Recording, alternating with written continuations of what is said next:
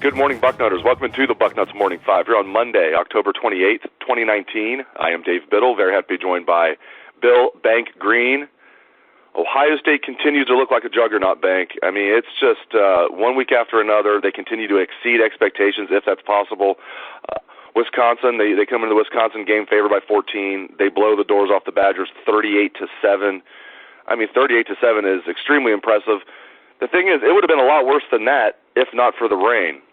Yeah, they were a little tentative early, and I think it was getting adjusted to the weather. And they do seem to kind of probe a little bit in the first quarter, and then they find their stuff. You know, they didn't this week in the second quarter, but, man, the third quarter and fourth quarter, they just destroyed that team. Yeah, no doubt. And even the second quarter, 10-0, they took control of the game. At least at halftime, I was feeling really good because you're up 2 scores on Wisconsin, you're feeling really good. Then, of course, Wisconsin scores to make it 10-7 to start the second half. It's like, and there's some more nervous moments, and then the Buckeyes just completely steamrolled them from that point. I mean, I had high expectations coming into this game. I had the Buckeyes winning 38-17. My expectations were not high enough. They just, again, this game could have been like 50-something to nothing, maybe 59-0 just to pull a random score out if it wasn't for the rainy conditions. Yeah, it was a great game. I mean, you like to see teams play a little bit under some stress. You know, you don't want to, go into the playoffs after, or even go into the Penn State game. You hate to go in there without being tested a little bit and having to respond to a little bit of pressure, a little bit of stress, And I thought the drive before the half was a drive that they really needed to have. And that was a championship drive to me, to go down, put that thing in the end zone, get that lead from 3-0 to 10-0, which was huge in this type of game. You could see Wisconsin wasn't going to score much.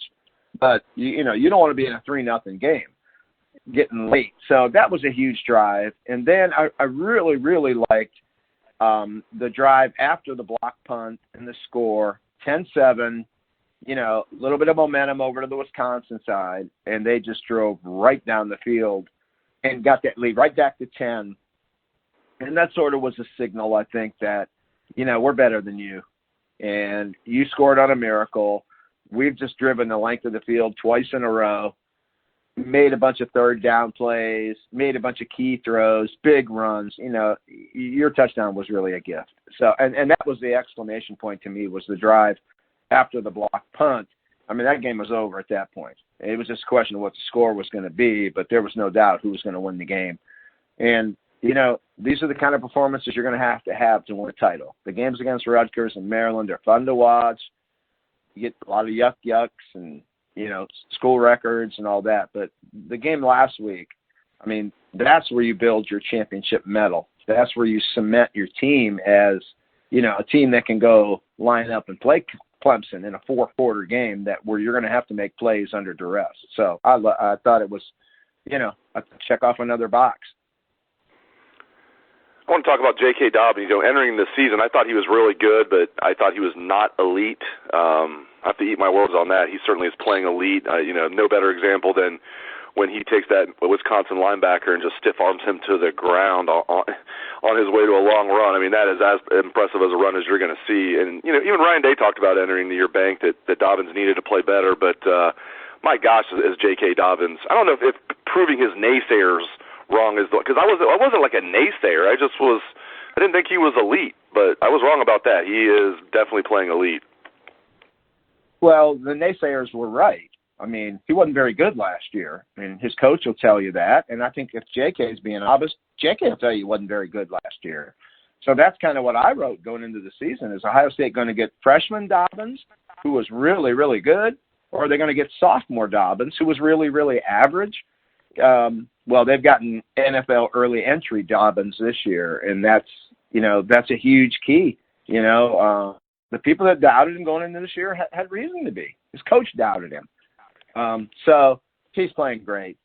Props to him. And like I said, I think one of the strengths of this team, of this coaching staff, is the fact, Dave, if you pull that roster out and start at the top all the way down to the bottom, 180, or go through your 1 through 85, how many of these guys are right now playing their best football of their careers?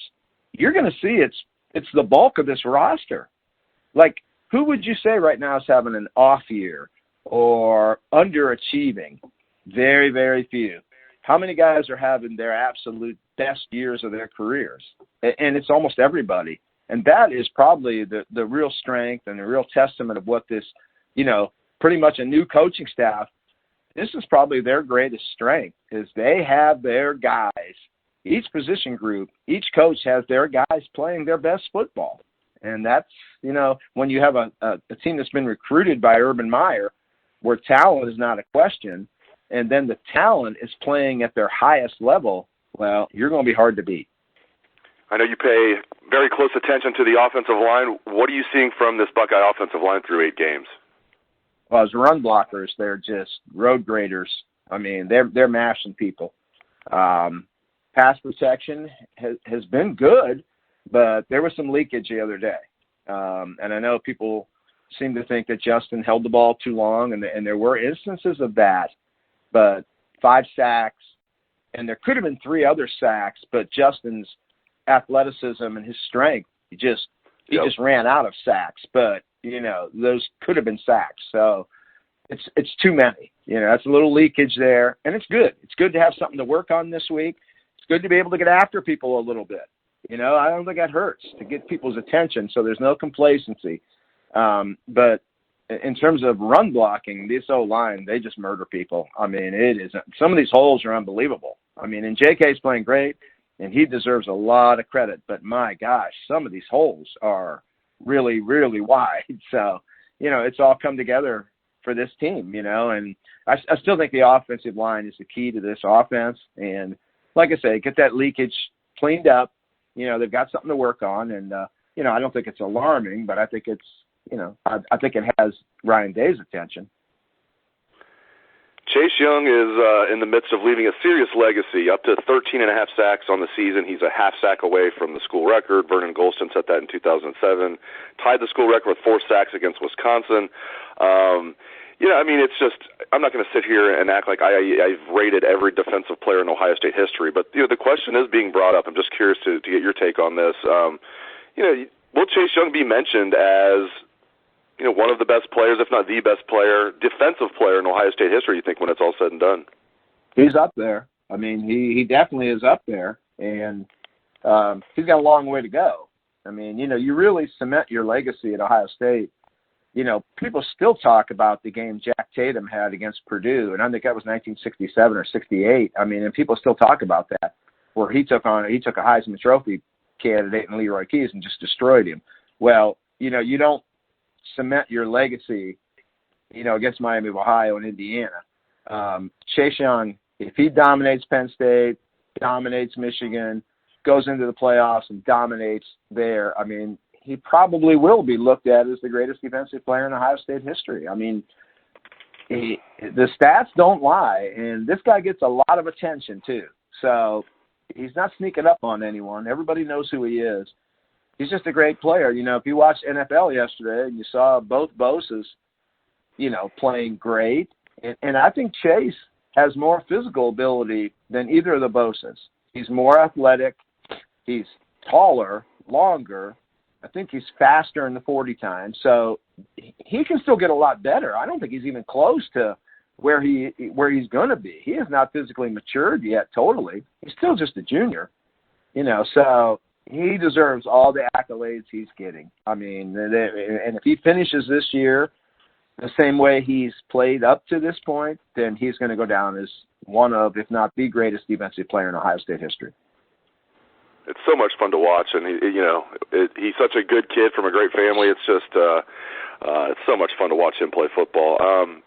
This team, as well as they're playing, as loaded as they are in talent, as well coached as they are, I am never a national championship or bust guy, Bank. It's just so much has to go your way to win the national championship, in addition to everything Ohio State has going for them right now.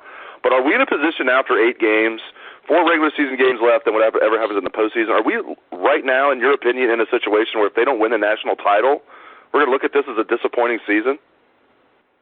I never look at it that way, but I know I'm like in the minority of how people look at things. I mean, I don't know how old you are, but my guess I'm is 21.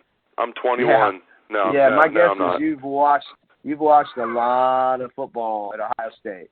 And if you're a championship or bust guy, that means that you've had 2 happy years and you've had 40 miserable years. Well, if that's the way you look at it, I think you should follow rock bands or something, or something where your team will win every week. I never have looked at it that way. It does tease you. I understand fans feeling that way. I really feel I get it, but if you're a championship or bust, you are setting yourself up to have a very, very unhappy sports life. Trust me. Ohio State's elite, and right now they're in a great run, and they're getting one every 10 years or so. So, I think it's a horrible way to look at things. But, hey, people got to look at things the way they want to look at it. I get the expectations, but, boy, I mean, just enjoy the games. I mean, my God, because when these games are over, man, in January, they don't strap it up again until next August. So, I just love college football, and I love watching every week and appreciate every week. So, yeah, I think the championship or bust guy really sets himself up to be pretty unhappy most of the time. Yeah, I'm with you. I'm definitely a Big Ten championship or bust this year, but now I just can't get to national championship or bust. If they, I'm with you on that. It's just there's a reason Ohio State's been fantastic, and there's a reason they've won 3 national championships since 1968, including '68. So, again, even 8 games into the season, it's just it looks good, but can't get to national championship or bust quite yet. All right, last thing, my weekly question for you: what is up with running back recruiting for the 2020 class? Any new movement you can share? Anything good about the Buckeyes with 2020 running back recruiting? Well, Mayan Williams is actually scheduled a visit. It's not tomorrow, but it's coming. He's coming for the Penn State game, so I don't know if he's walking from his house and it's going to take that long to get to Ohio, but hey, getting him to come is a big thing, because that's been kind of tough, which is hard to believe when you see these kids visiting from Washington State and Florida and Texas, and this guy lives in Cincinnati and just can't seem to get there. But I do think once he shows with his mother and they go through the whole presentation, Real Life Wednesdays, show what they've done for J.K. Dobbins, just everything, the totality of what Ohio State can offer a kid who lives an hour and a half away, I think he's going to flip. I have a crystal ball pick on Mayan Williams. I'm not changing it. But, boy, this is, he's not running up there to take that offer. I can tell you that. Jahmyr Gibbs, I wouldn't give up on it yet. I know everybody freaked out when he got that Alabama offer. I'm not sure Alabama would take him, and I'm not 100% sure that he would automatically go to Alabama. Let that one play out. He's another one. He is coming for a visit, and let it play out before you freak out on Jahmyr Gibbs. And if they walk out of here with Mayan Williams and Jahmyr Gibbs, I think they would be happy. I think they would consider that salvaging, what has looked like, a pretty rough situation. I don't have E.J. Smith in the picture. I don't have Mike Drennan in the picture. I don't have Kevontre Bradford in the picture. I don't see any of the big-time names slipping. I think right now you focus on Mayan Williams and Jahmyr Gibbs, and I think that's where they're at. And you got to wait till signing day to really freak out. So let it play out, and I think if they walk out of here with Mayan and Gibbs, I think people would feel pretty good about that. Great stuff as always from Bill Bank Greene. Really appreciate it, Bank, and appreciate all the listeners out there for tuning into the show. Hope everyone has a great day. Let's hear that Buckeye swag, best damn band in the land.